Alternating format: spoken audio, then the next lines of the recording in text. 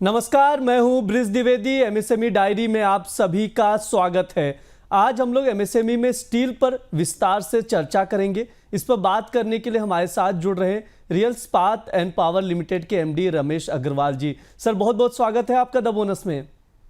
Thank you so much. Ji sir, sir से बातचीत करना शुरू करें उससे पहले आप लोगों को बताते हैं मुख्य तौर पर किन मुद्दों पर चर्चा होगी। सबसे पहले हम बात करेंगे ट्रंप के टैरिफ का स्टील की कीमतों पर कितना असर पड़ रहा है। इसके बाद हम समझेंगे कि steel exports countries like Canada, Mexico, China और इंडिया पर इसका कितना असर पड़ता हुआ नजर आ रहा है। क्या ये देश नए मार्केट की तलाश में है। और आखिरी में जीएसटी रिफॉर्म पर बातचीत करेंगे, जानेंगे क्या सरकार की ओर से जीएसटी रिफॉर्म किया गया, जो स्लैब रेट्स है उसमें क्या बदलाव किए गए हैं, क्या कुछ सस्ता हुआ है और किन जीएसटी पर किस पर रेट बढ़ा दिया गया है, क्या कुछ महंगा हुआ है। सबसे पहले स्टार्ट करते हैं स्टील इंडस्ट्री से, उससे चर्चा शुरू करेंगे।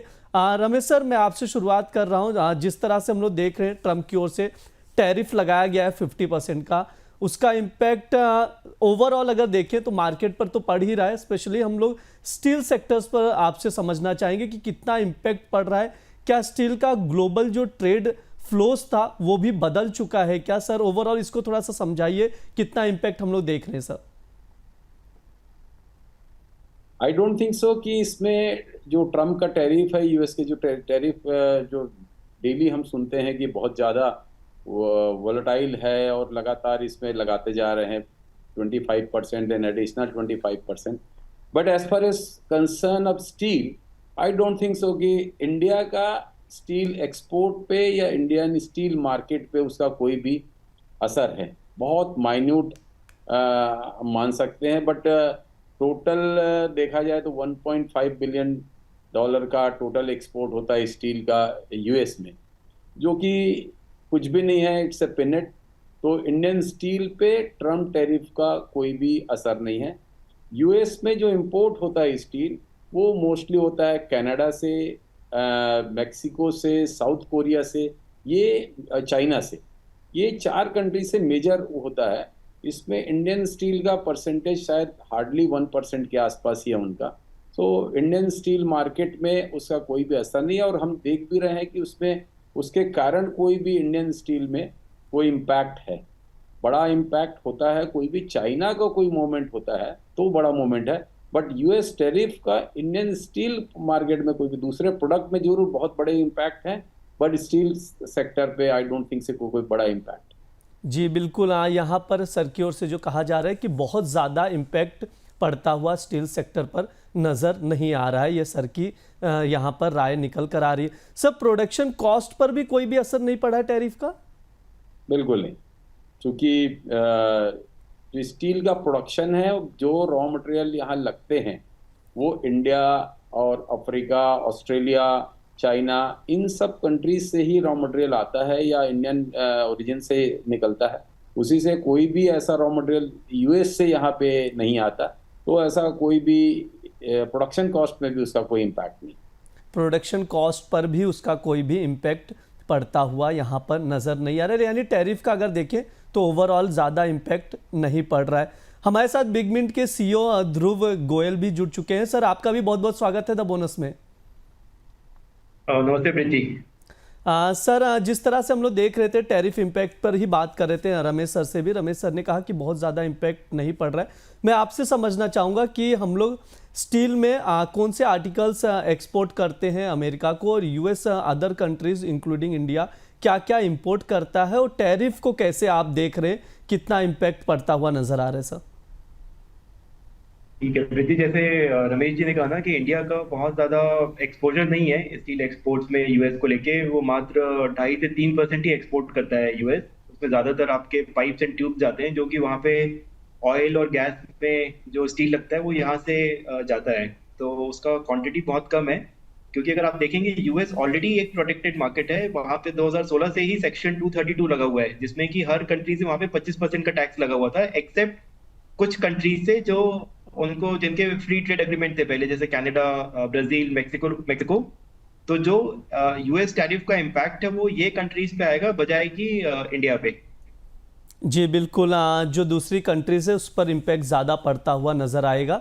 इंडिया पर उतना असर नहीं पड़ेगा, हालांकि जिस तरह से प्रोडक्शन कॉस्ट की बात की गई उस पर भी थोड़ा बहुत हम लोग इम्पैक्ट देख सकते हैं। सर थोड़ा डेटा से बताएंगे, जो मतलब आप लोग की ओर से भी दिया गया डेटा शेयर किए गए कि कितना इंपोर्ट एक्सपोर्ट हो रहा है इंडिया और यूएस के बीच, यूएस कितना इंपोर्ट कर रहा है सर अदर कंट्रीज से, इवन इंडिया से? यूएस जो टोटल इंपोर्ट करता है वो लगभग 20 से 22 मिलियन टन करता है सालाना। उसमें मैक्सिमम जो क्वांटिटी है वो, जैसे मैंने बताया, जो कंट्रीज जिनके साथ उनका फ्री ट्रेड एग्रीमेंट है, जैसे कनाडा, ब्राजील, मैक्सिको, उसमें से ही मेजरली 50-60% आपके इंपोर्ट्स होते हैं। बाकी जो अदर कंट्रीज हैं वहां से आता है आपका, जैसे यूके से है, कुछ आपका जापान से है, वियतनाम से है। इंडिया बहुत छोटा पोर्शन है यूएस के टोटल इंपोर्ट्स में। जी बिल्कुल, छोटा पोर्शन है इंडिया का। तो सर क्या जिस तरह से आपने बताया कि मैक्सिको, चाइना इन पर इम्पैक्ट पड़ेगा, तो क्या ये दूसरे मार्केट के भी तलाश में है? बिल्कुल है, बट अगर आप देखेंगे तो ओवरऑल पूरे विश्व में एक रिसेशन या एक कॉन्ट्रैक्शन ऑफ इकोनॉमी हो रहा है। आप किसी भी इकोनॉमी में जाएंगे तो वहां पे कॉन्ट्रैक्ट ही हुई है इकोनॉमी, तो उससे क्या है कि ओवरऑल डिमांड कम है। तो आज अगर किसी कंट्री को और किसी कंट्री में भी माल बेचना है तो वो भी उतना संभव नहीं है, क्योंकि वो उस कंट्री की इकोनॉमी भी खुद डाउन ट्रेंड चल रही है, वहां पे खुद का ही आपका प्रोडक्शन ओवर प्रोडक्शन है।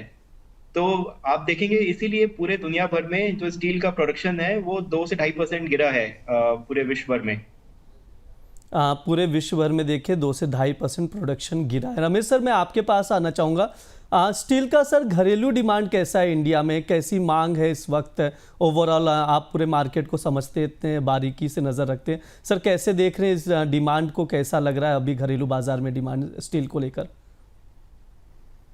एट प्रेजेंट इंडिया एक डोमेस्टिक डिमांड के हिसाब से बहुत एक चैलेंज फेस कर रहा है स्टील इंडस्ट्री। काफ़ी एक्सपांसन पिछले कुछ समय में हुए हैं स्टील इंडस्ट्री में, प्रोडक्शन काफ़ी बढ़ा है। और चूंकि अभी फ्लड भी काफ़ी है, रेन्स भी काफ़ी हुई हैं, तो एक रेनी सीजन में जनरली डिमांड वैसे ही हर साल कम होती है, बट इस साल थोड़ा सा ज़्यादा कमज़ोर डिमांड है। ऐसा लगता है कि प्रोडक्शन के कंपेरेटिवली डिमांड थोड़ी सी कम है। और यदि इन सब डेटा में यदि 5% का भी चेंज होता है तो उसका इम्पैक्ट बहुत बड़ा होता है। तो वो इम्पैक्ट अभी हम महसूस कर पा रहे हैं। और ऐसा लगता नहीं कि अभी, चूँकि रेनी सीज़न लगातार चालू है और काफ़ी बारिश है पूरे इंडिया में सभी तरफ, तो उसका भी इम्पैक्ट है।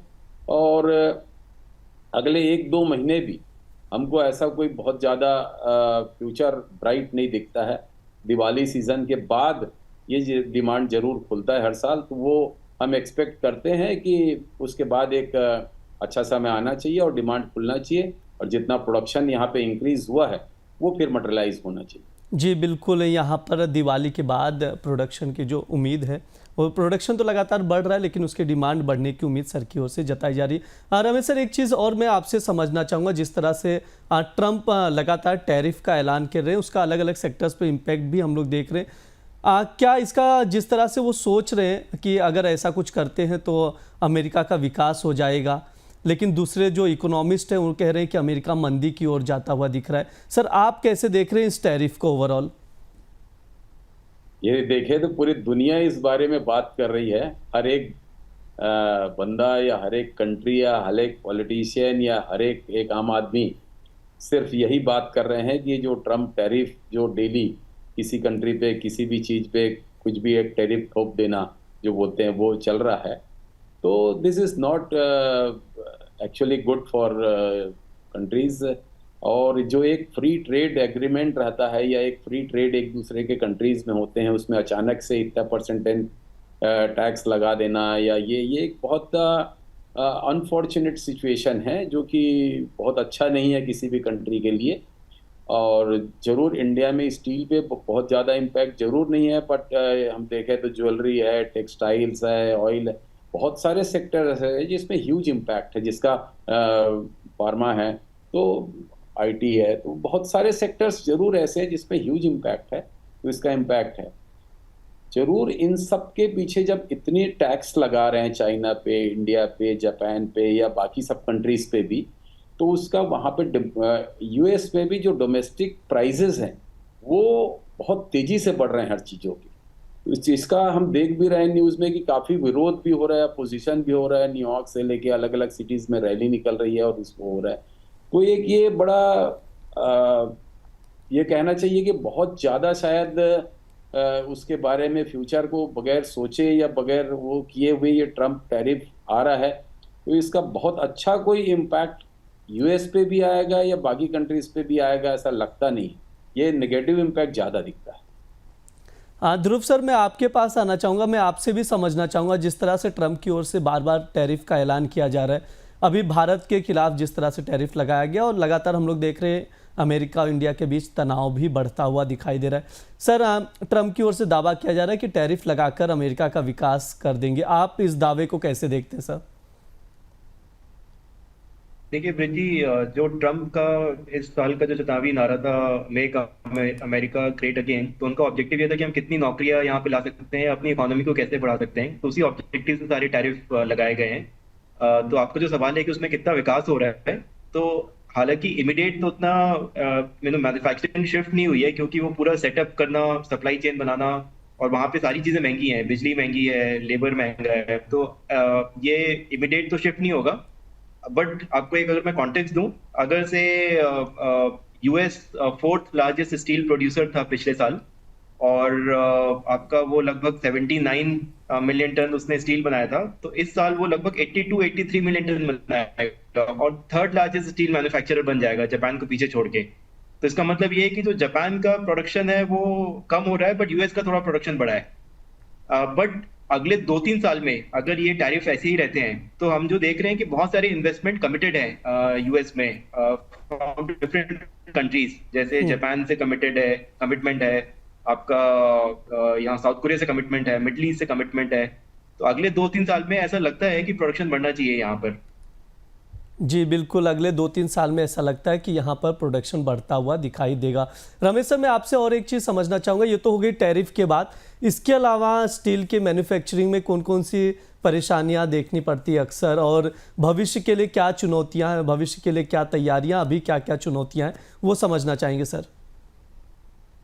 यदि हम इंडियन स्टील कॉन्टेक्स्ट की बात करते हैं तो डेफिनेटली स्टील एक बहुत बड़ा मेजर रोल प्ले करता है, ये मतलब पूरे कंट्री के विकास के लिए, और एक चूंकि ये कोर सेक्टर के अंतर्गत आता है, और करीब इंडिया सेकंड लार्जेस्ट प्रोड्यूसर है आफ्टर चाइना।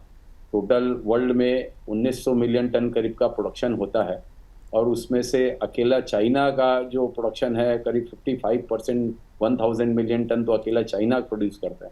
तो कोई भी चाइना का छोटा सा भी मूवमेंट पूरे वर्ल्ड स्टील को इम्पैक्ट करता है, उसके प्राइजेस को भी और पूरे मूवमेंट को वो इम्पैक्ट करता है। इंडिया की बात करें तो इंडिया में लगातार हम 11-12% की ग्रोथ एवरी ईयर देखते हैं। लास्ट ईयर भी 152 million ton production, crude production रहा है इंडिया का, और लगातार ये इंक्रीज होता जा रहा है।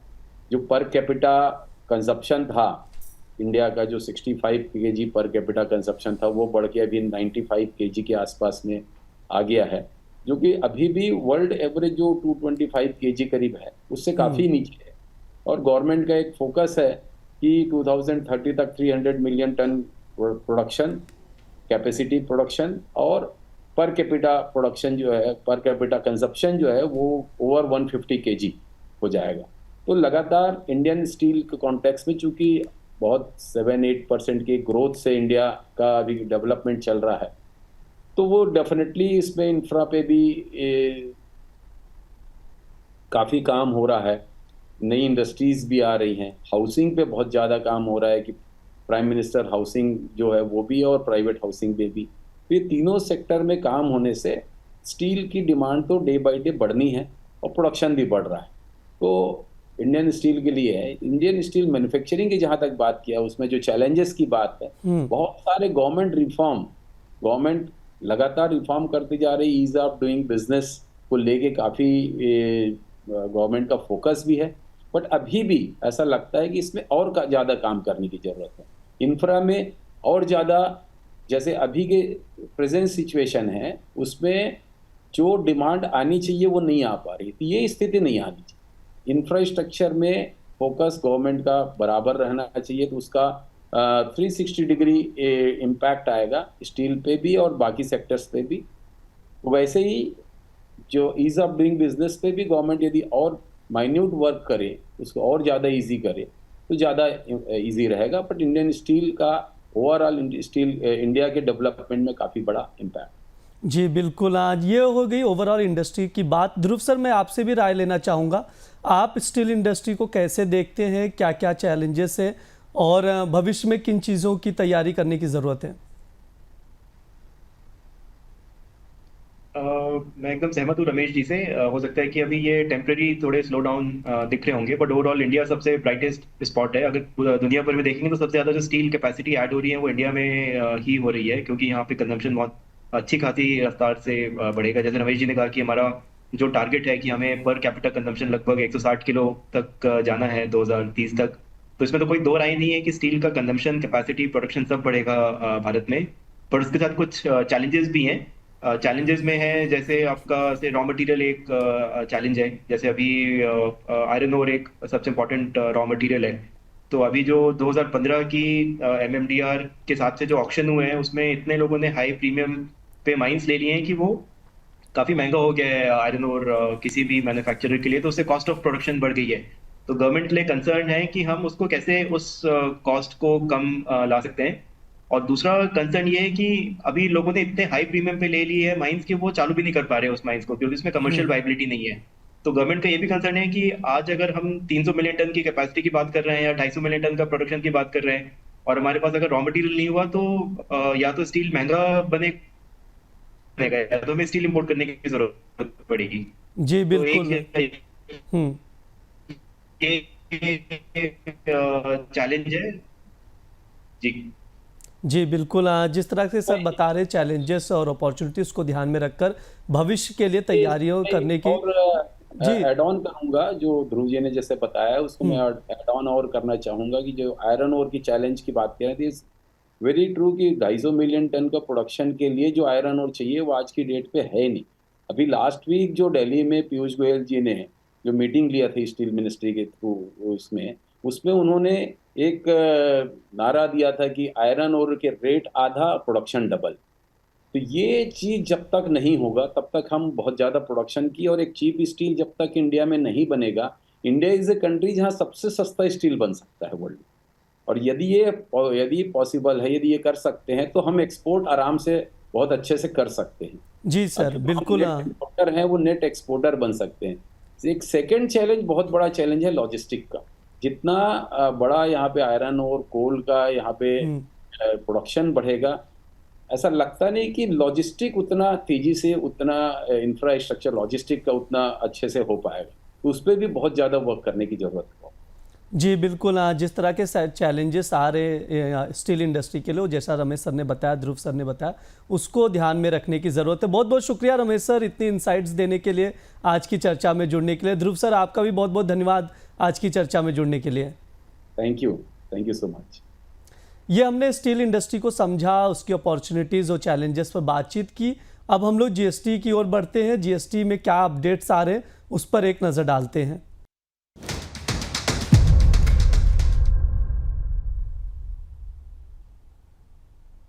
भारत सरकार ने आम जनता को बड़ी राहत देते हुए दिवाली गिफ्ट दे दिया है। कई अहम चीज़ों पर या तो जीएसटी खत्म कर दिया गया है या जीएसटी को कम कर दिया गया है। अमेरिका की तरफ से टैरिफ जिस तरह से थोपा गया भारत पर, उसकी वजह से आर्थिक चुनौतियों का सामना करना पड़ा। इसको ध्यान में रखते हुए सरकार ने और घरेलू मांग को बढ़ावा देने के लिए सरकार ने साबुन से लेकर छोटी कारों तक कई आइटम्स पर जीएसटी में कटौती करने का अहम फैसला किया है। अब 4 की जगह जीएसटी के 2 स्लैब 5% और 18% होंगे। नए स्लैब 22 सितंबर से लागू हो जाएंगे। क्या कुछ बदल जाएगा, क्या सस्ता हुआ, क्या महंगा हुआ, सब कुछ विस्तार से समझेंगे। हमारे साथ जुड़ रहे इकोनॉमिस्ट और फाइनेंस एक्सपर्ट शरद कोहली जी। सर बहुत बहुत स्वागत है आपका द बोनस में। धन्यवाद ब्रिज, और आपके चैनल प्लेटफॉर्म के सभी व्यूअर्स, सब्सक्राइबर्स और लोगों को मेरा दिल से अभिनंदन। जी सर बिल्कुल, फर्स्ट टाइम आप जुड़ रहे हैं द बोनस के साथ। हम लोग चाहेंगे आगे भी अलग अलग जो हमारे शोज होते हैं उसमें जुड़िए। अभी हम लोग जीएसटी पर चर्चा कर लेते सर। जिस तरह से जो कुछ बदला है, क्या कुछ सस्ता हुआ है, क्या चेंजेस आए सर, मैं चाहूँगा दर्शकों को वो आप एक शॉर्ट में अपडेट दे दीजिए सर। बिल्कुल, मैं समझता हूं कि 56वीं जीएसटी की मीटिंग थी काउंसिल की, और 56 भोग परोस दिया है लोगों के आगे। इतना इतना बड़ा ये बदलाव है, क्योंकि एक हमने बैक ऑफ द एनवलप, मैं और मेरी इकोनॉमिक रिसर्च टीम ने कैलकुलेशन करी थी ब्रिज, जो मैं आपको बता देता हूं कि जो व्यक्ति 50,000 रुपये महीना कमाता है और आमतौर पे वो अपनी ग्रोसरीज पे, टॉयलेटरीज जिसमें आ जाती हैं खाने पीने का, किचन का सामान आ जाता है, सब्जी, दूध, दही, पनीर, नमकीन वगैरह, अपने साबुन, तेल, शैम्पू, ये सब ग्रोसरीज में हम इसको गिनते हैं। तो आमतौर पे 50,000 कमाने वाला करीब 20,000 रुपए इस पे हर महीने खर्च करता है। इसके अलावा उसका किराया जाता है, बच्चों की स्कूल की फीस है, उसकी बात नहीं करते। उसको कम से कम नहीं तो 2,000 रुपए महीने का फर्क पड़ जाएगा, यानी कि साल का करीब 24,000 का फर्क पड़ जाएगा, क्योंकि जो जीएसटी के रेट्स घटे हैं वो 7% से 10%, और किसी किसी चीजों पे आपको हैरानी होगी, मैंने चश्मा पहना हुआ है, स्पेक्टिकल्स बोलते हैं जिसको, उस पर 28% से 5% पे आ गया है, तो 23% का फॉल हुआ है। तो एवरेज हम मिला के चले तो करीब 10% की गिरावट है। तो 10% की गिरावट एक आम मिडिल क्लास आदमी जो 50,000 रुपए महीना कमाता है उसको करीब करीब, क्योंकि जीएसटी देश के पूरे 145 करोड़ लोग देते हैं। पैदा होता है छोटा बच्चा भी बेबी फूड चाहिए होता है, उसको डाइपर चाहिए होता है। एक बुजुर्ग व्यक्ति जो काम नहीं करता उसको भी जीएसटी देना पड़ता है किसी ना किसी चीज पे जो वो दुकान से जाके खरीदता है। तो ये एक ऐसा टैक्स है जिससे कोई भी भारतीय बचा हुआ नहीं है। तो मैं समझता हूं कि ये अक्रॉस द बोर्ड पूरी की पूरी जनसंख्या को ये राहत देने वाली बात है, एक ही स्ट्रोक से। बहुत समय से डिस्कशन चल रहा था, 1.5 साल से बातचीत चल रही थी। सम्राट चौधरी जी जो बिहार के उप मुख्यमंत्री हैं, वो एक फिटमेंट कमेटी थी, उसके अध्यक्ष थे, उस पर विचार चल रहा था।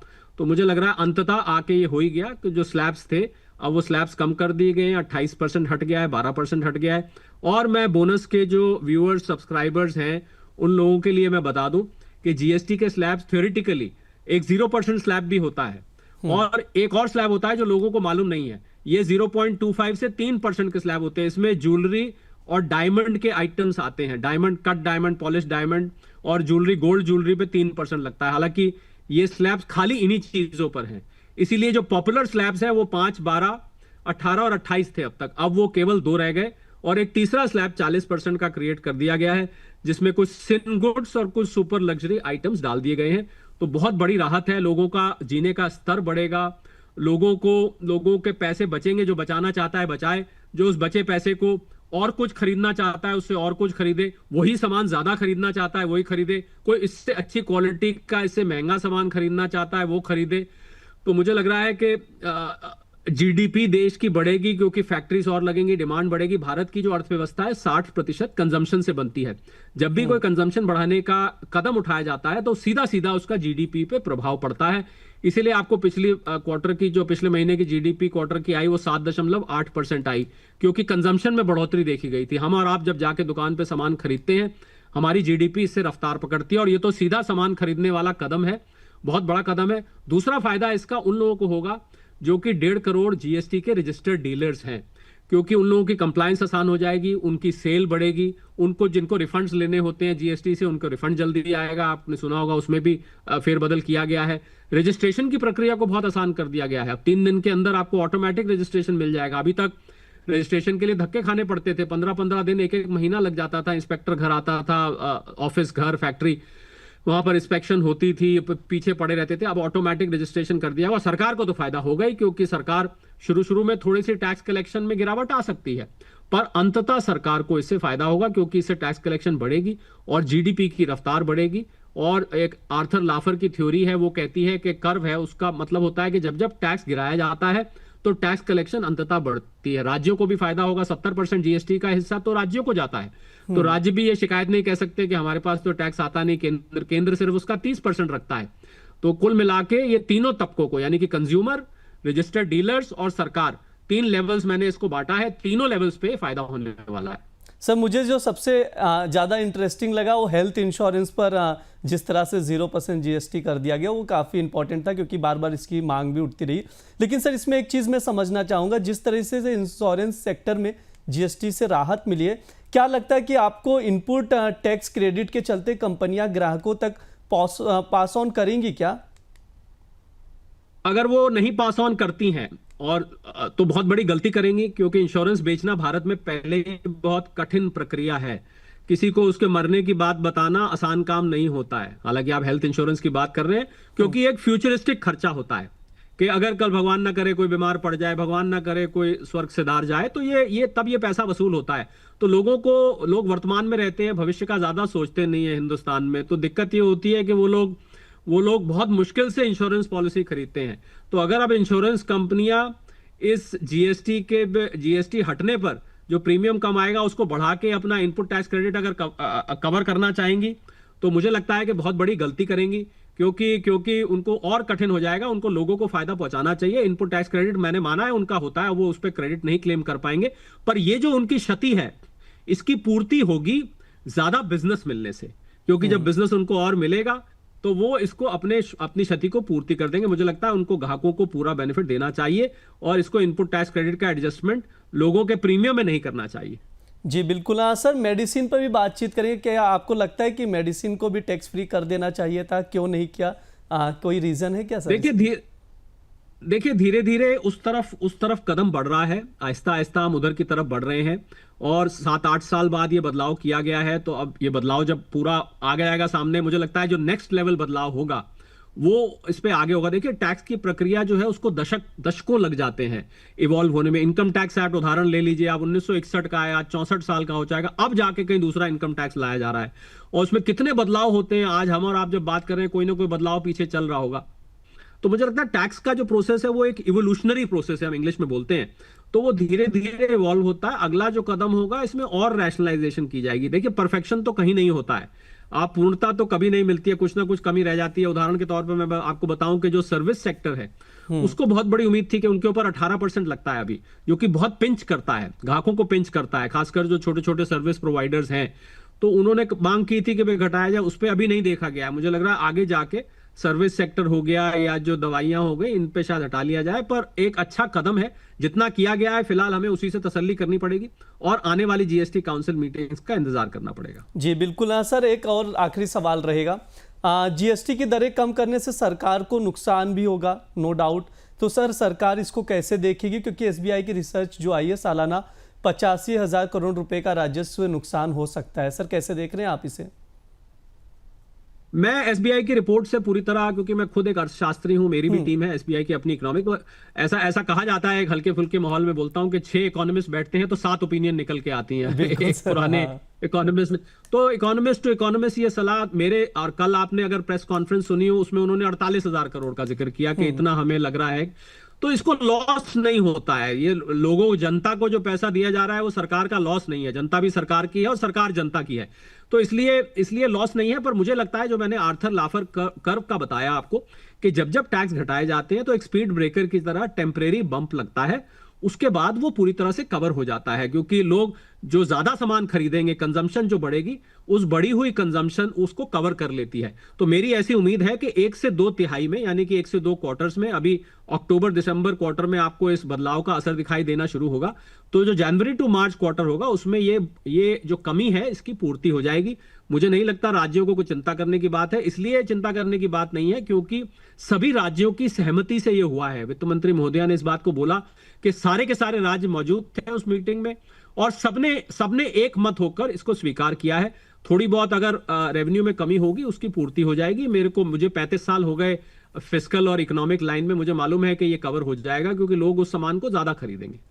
जी बिल्कुल। सर लेकिन क्रिकेट प्रेमियों के साथ गलत हो गया, झटका लगा दिए 40% जीएसटी लगा के टिकट्स को। नहीं, हाँ वो ठीक है। देखिए जो गैर जरूरी चीजें हैं, देखिए पहले ध्यान दिया जाता है जरूरी चीजों पे जो आपकी जिंदगी से जुड़ी हुई हैं। जो लग्जरी, ऐसे तो सुपर लग्जरी कार भी है, ऐसे तो सिगरेट भी है, तंबाकू भी है, तो कुछ आइटम्स को रखा गया है। ये एक शौकिया चीज है। ऐसा तो हो नहीं सकता कि आप अगर क्रिकेट मैच नहीं देखेंगे तो आपकी जिंदगी नहीं चलेगी, आपका गुजारा नहीं चलेगा, आप कमजोर हो जाएंगे, आप दुर्बल हो जाएंगे, आप बीमार पड़ जाएंगे। तो ऐसी चीजों पे पहले ध्यान दिया जाता है जहां जीविका है, जहां लिविंग स्टैंडर्ड है। ये एक शौकिया चीज है। और जो क्रिकेट के फैंस है ना ब्रिज, वो कितनी भी टिकट रख दे, अगर उनको देखना है वहां पर विराट कोहली को या बुमराह को, तो वो जाकर तब भी देखेंगे। आप कितनी भी टिकट कर दीजिए, जो देखना है वो देखने वाले जाते हैं। स्टेडियम आपको फुल मिलेगा अगर मैच बढ़िया हो रहा होगा।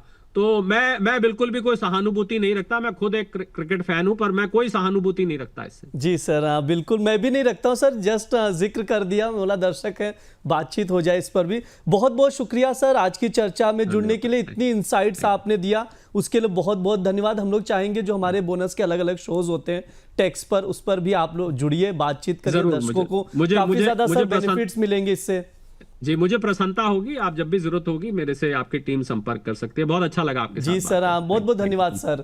ये हमारा जीएसटी कॉर्नर था जहां पर हमने तमाम अपडेट्स लिए, जो जीएसटी से जुड़े हुए अपडेट्स आए थे, ये इस पर हमने विस्तार से बातचीत की। आप लोग भी ये वीडियो देखिए, शेयर करिए और द बोनस को सब्सक्राइब करना ना भूलिए। धन्यवाद।